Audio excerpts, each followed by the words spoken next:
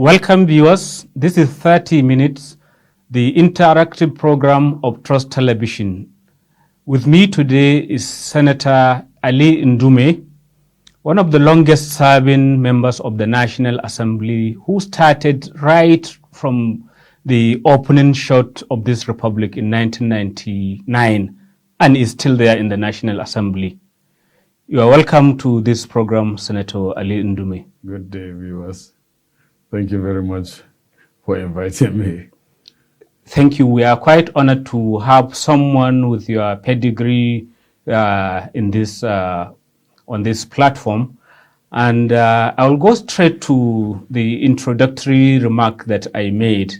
You've been there since 1999. No, 2003. 2003. Okay, Yes. Thank you for the correction. So I think it's good that you made that very important correction in 2003, ever since you've been at the National Assembly.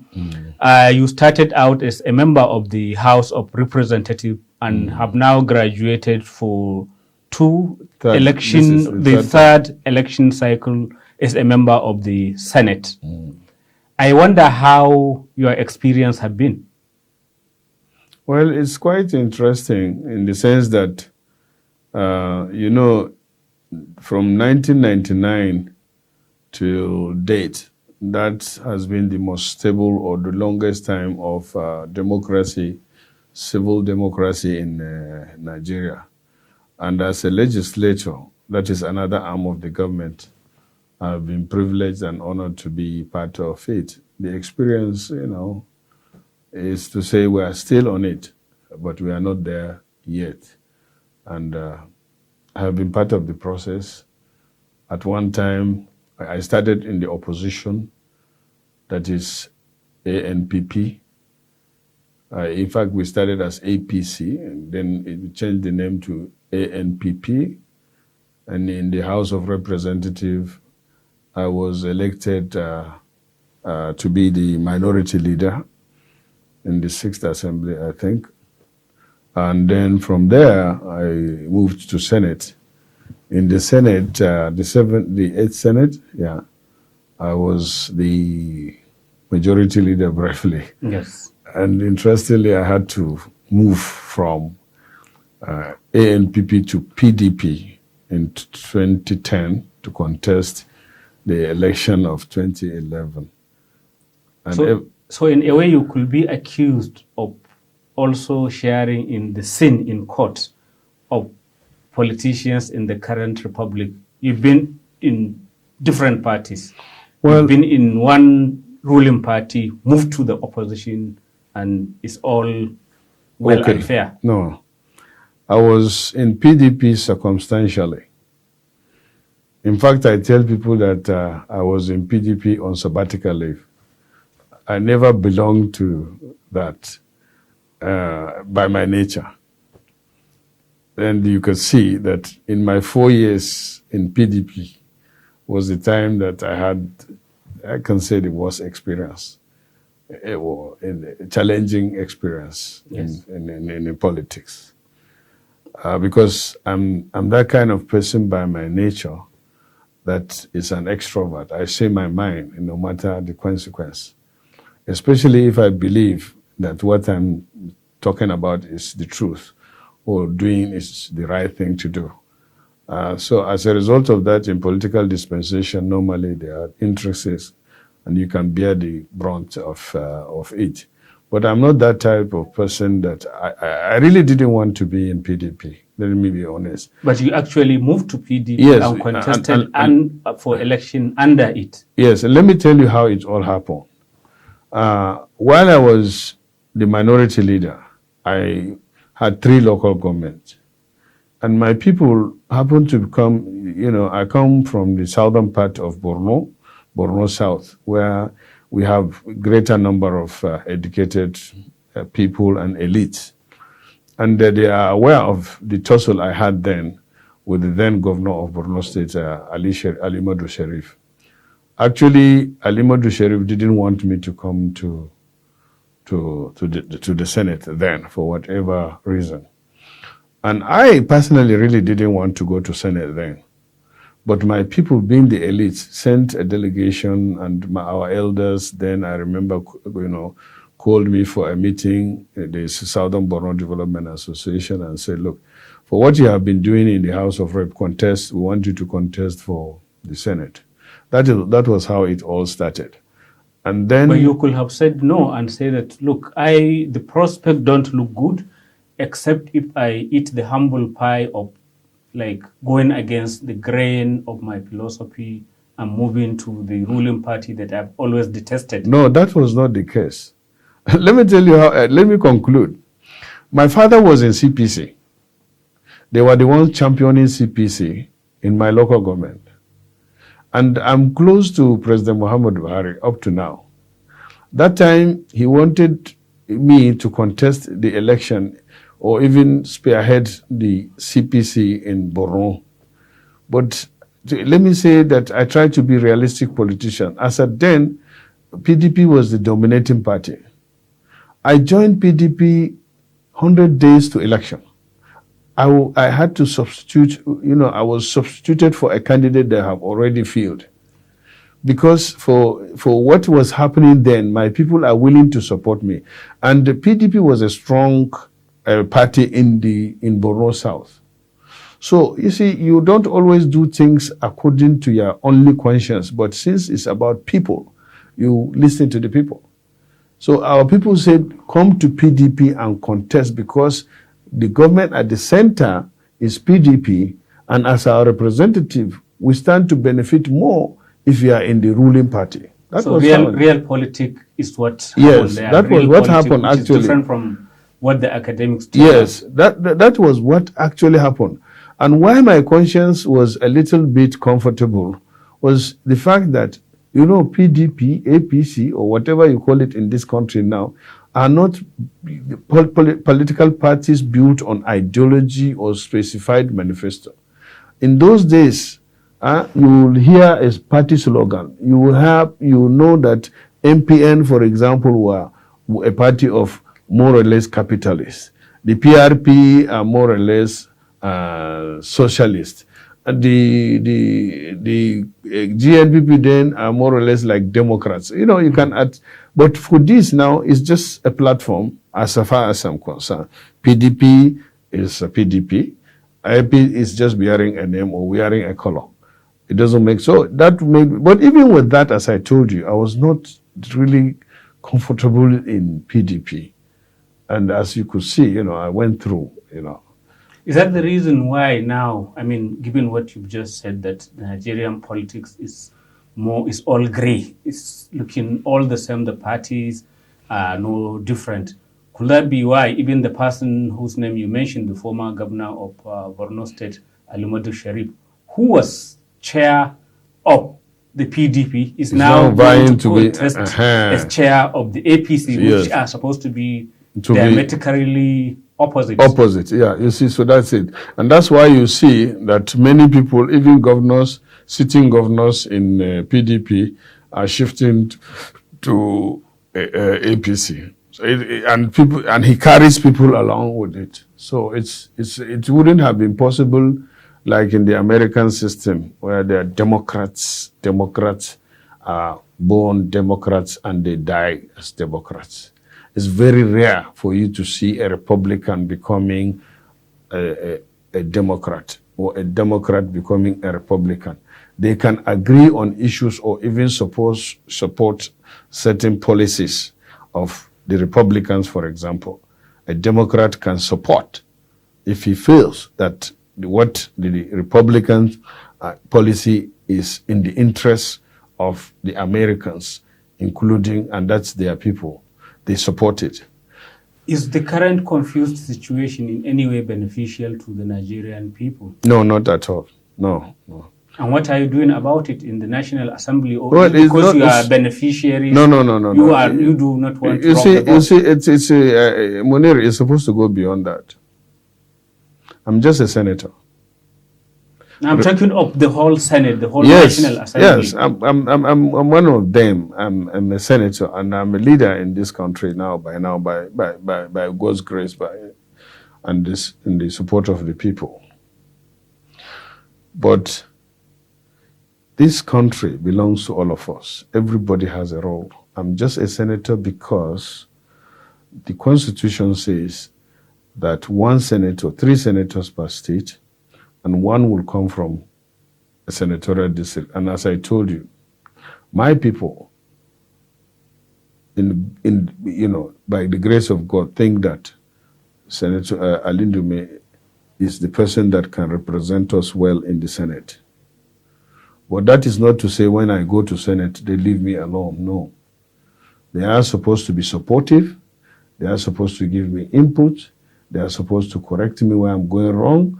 It's not... Are they not doing that? No, they are, but in this country, I think the populace or the electorates are not also doing their own.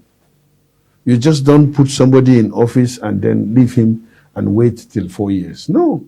Yeah, probably because the person is so powerful, is up there, you are down there, as they say. No. They have even helped you to go up and you've removed the means by which you went up. I don't think I will agree with you on that. Because when you want to be what you are, or a senator, you have to go down. And you know that after 4 years, you have to come back. And the people are giving you that responsibility, not just to send you there and leave you, They are supposed to demand accountability. They are supposed to demand contact. They are supposed to give you input. They are supposed to advise you or even invite you to give account of your stewardship intermittently, at intervals. So in your own case, have you not been doing that, and have the electorates that you are representing not been doing that? For me, it's a different thing altogether. I thank God, as I told you, my constituency have the highest in Borno level of literacy and exposure.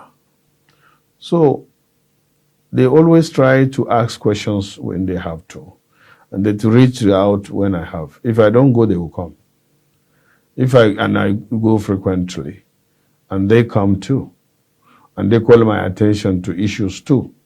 So they try to, give me the necessary support and also demand for my stewardship regularly by asking, what are you doing about this? What are you doing about that? Oh, we are not supposed to do that. We are not supporting this. So I get that input from my electorates. And we even sometimes on issues, some people will say, why don't you agree on such a thing? And we differ sometimes. Is it the electorates that are pushing members of the National Assembly to the direction of a university, maybe for local government? Because one of the key things that seem to be happening out of the National Assembly is there is this push, in spite of the facts on the ground that universities, tertiary institutions are not well funded, but almost every senator or House of Reps member is pushing in that direction. Is it the electorates that are pushing? No, it's not the electorate. Or is common sense not... It's just the demand. I don't think the number of institutions in this country is too much. I don't believe that. If they are, there wouldn't have been a continuous increase in the number of private universities in this country. And they are being patronized. All the private universities, including the ones that are not accredited, especially in the South, they have students. That means there is demand for that. If you go and check the JAM results, you will discover that sometimes more than 2 million or so, I don't have the exact statistics, normally meet the minimum JAM requirement. But the universities that the ordinary people can afford to go into, the universities don't have the capacity. So, and the best way is to increase the numbers, not to increase the capacities of the existing let me land. The number will depend on, to me, if, for example, in Borno State, we have only one federal university. The second one is the Nigerian Army University. In Borno, we have 27 local government, population of 6 million or thereabout. To me, every senatorial district deserves a university. Even if the quality is No, very low. Let's talk about... Even if there are not enough teachers. No, even in a situation where it's the same lecturers of existing universities that are moonlighting in the new universities. If you had allowed me to land, then you hear my point and then you... But you media people, normally it's like that. You are always attacking. That is my thinking. If we say that each senatorial district should have a university, it means we will have 109 universities in Nigeria, a country with the population of 200 million or over. Would you say clearly that 100 universities owned by federal government is too much? To me, that is not too much, considering the number of people that want to go into that university. Then the next thing that you are talking about is infrastructure. Yes, you can't build a university without infrastructure, but if you look at what is the cost of building 100 universities in monetary terms, and you look at the Nigerian budget vis-a-vis 16 billion per annum, the quantum of the money that, even assuming as it is now, you say you want to build 100 universities for takeoff of every university. And let's assume that you need 5 billion for a startup. Yes. If you multiply it by 100, how much is it? 500 billion, right? Don't you think that it is worth it? And vis-a-vis, if you take the amount of money that Nigerians are taking out to pay, Nigerians' money to pay for their children outside Nigeria, he will get a surprising huge sum of money. We'll come back to the conversation shortly, distinguished Senator, but for now we'll go for a short break and come back to continue this interesting discussion on the state of education vis-a-vis what the National Assembly is doing, trying to have a university per Senate seat. Welcome back, viewers. I'm still in discussion with Senator Ali Ndume, a member of the Nigerian Senate. Senator, we are discussing about this issue of tertiary education, and you've been arguing that there is room for more universities. But isn't there also the conversation about, is it university elitist education that Nigeria needs now, or is it more of vocational education, so that we arrest the situation whereby, you need Teogolis to lay bricks, to do brickworks, for tiling, good tiling. You need other non-Nigerians for fixing electrical things and what have you. Why is it that our education is abandoning these very practical needs that absorb quite a large number of people? Well, I don't think it's being abandoned. The problem is, I would say that we have missed it, or we have derailed somewhere, somehow. In the sense that before, we started on a very good and sound, foundation bestowed on us by the colonial administration, where you have the artisan, you have the teachers' college, you have the polytechnics, and you have civil service institutions, and you have the universities. These are areas that play different roles in the national building. Unfortunately, there was a mixture, and there is still a mixture in all that. And especially these days, people or the youths that are coming in large number growing up have their focus on easy money and a shortcut to, arrive, that is what I was saying. But shouldn't leaders like you be trying to shepherd people in the right direction rather than just following the mob? Well, Munir, let me say that it is not issue of leadership alone. The biggest problem is even from the followership. But you will say, oh, I'm into game of bulk passion or something like that. No. It's just that the leadership have to provide the direction and the followership must agree to follow. I've been telling so many graduates that come to me that, look, don't strive to be an employee. Strive to be an employer. And they will say, oh, we don't have the capital. I say, no, it's not the capital that matters. It is the intention, what you intend to do. I come from a poor background. Yes, most of us do. But I never gave up.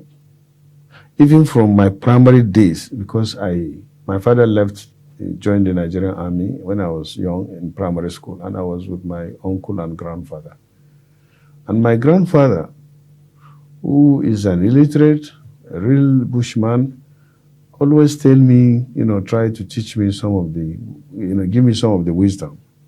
And he says, always believe in yourself and then trust in God and then struggle and then be be contented with what you have and try to strive to be yourself. So from the word in the primary school, immediately after I close from the school, I come back, I have my small, what do I call it, table, we call it in Hausa. Table. Yes, where you sell petty items and make some money. Yes. My father used to my father used to send money to me when they are in the army. In the army, in the war front. I remember I started with 10 pounds. Then I'll go and buy provisions, small things like razors, sweets, biscuits, cabin biscuits then, and soap and some detergent that people will need. And I constructed, and then I will come by the roadside and put it there. So you started quite early. Yes. And if we move on, is it fitting in some ways that the son of a military person has now become the chairman of the army in the Nigerian Senate? No, I used to tell people that I'm typically the son of nobody that became somebody without knowing anybody. You see, my father was in the army, but he went in the army as an illiterate recruit, rose to a field lieutenant. They called it field lieutenant. Yes. But after the war, because he didn't go to school, the best he could get then was a staff sergeant. And even with that, because my father is like me. Because he never gives up. No, not only that. He speaks his mind. Which is not exactly the style in the military. Yeah, but he is like, so that's why he ended up retiring as a corporal. And he did not retire because he was due for retirement. No. It's because he disagreed with the system, or he disagrees with the system that he quit. Do you yourself disagree with the generals that surround you as chairman of the Army Committee of the Senate? Because, the military people will want to have their way, and here you are with your rebellious spirit. No, it's not rebel. I don't think it's fair for you to use that word on me. I'm not rebellious. I'm just that kind of person that speaks by mind. I don't go with the group. If I see this thing as green and you are saying what is that color, or is it red or something, I'll say no. To me, my eyes, this is green. And Munir, you can convince 1,000 people to say it is red. For me, I will insist that it's green. Because I know if I stand by that, inshallah, that truth will prevail. So will you then say that now, more than 20 years after return to military rule, civil rule has paid off for Nigeria and it is much better than what it ought to be? Well, I cannot see the past. I mean, I could not predict what would have been if the military was still there for the past 20 years that the civilians have been.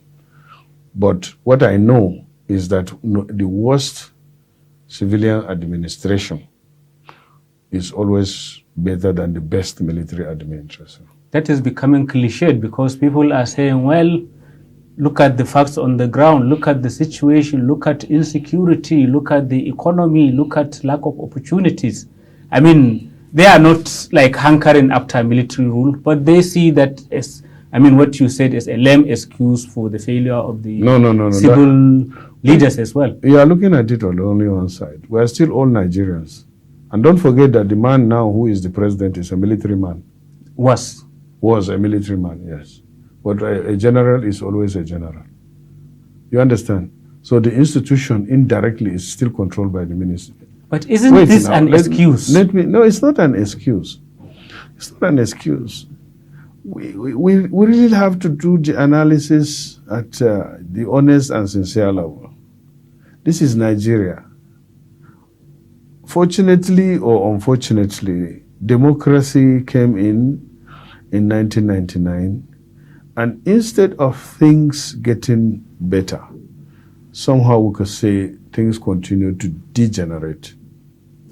But what you need to examine is this situation because the leadership have failed in doing the right thing, or is it that the macro environment and the circumstances we find ourselves also contributed to where we are?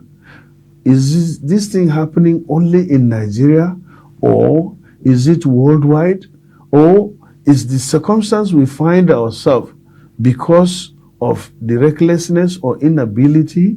These are the analysis. You just don't say, look. But do you go and give this analysis to the guy in the Northwest who cannot sit in his village and attend to his farm and animals? Who? I mean, people in the Northwest, in Goronyo, just a few days ago, over 50 people have been killed in the market.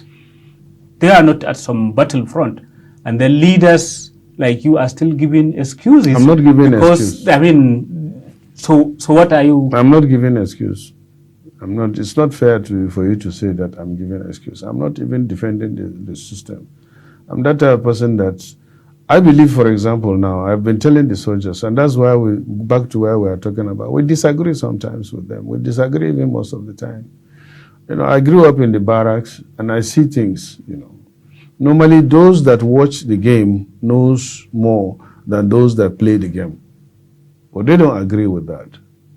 I would have, if I had joined the army, which I had the opportunity to do, but God, destined that I would be a senator or, a politician, I would have been a retired general by now, or at least a retired officer.